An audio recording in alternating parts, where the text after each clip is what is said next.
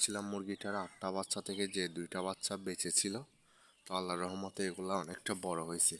তো ভাবতেছি মুরগিগুলারে তো এখন হাঁসের ডিম দিয়ে বসেছি। তো আর হয়তো মোরগ কেনা লাগবে না, হাঁসের বাচ্চাগুলা ফুটিয়ে এগুলা বড় করতে করতে ততদিনে মোরগ বাচ্চাগুলা হয়তো অ্যাডাল্ট হবে। তো এগুলা দিয়ে কাজ চালাইতে পারবো, আর বাইরে থেকে কেনা লাগবে না ভাবতেছি। তো মোরগগুলো কালারগুলো অনেক সুন্দর আসছে। আর এগুলা বড় বীচের কিনা তাও যায় না, যদি বড় জাতের হয় তাইলে তো ভালোই। কারণ আমার একটা পূর্বে মোরগ ছিল যে অনেক বড়, 5-6 কেজি ওয়েট। তো এটার মতো যদি হয় তাহলে তো ভালোই হবে।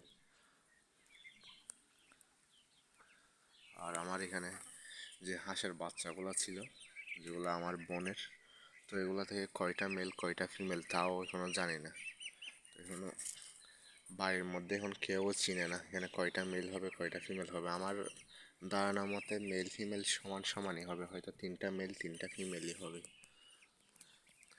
আর আমার সব থেকে সুন্দর লাগে এই সাদা হাঁসটা।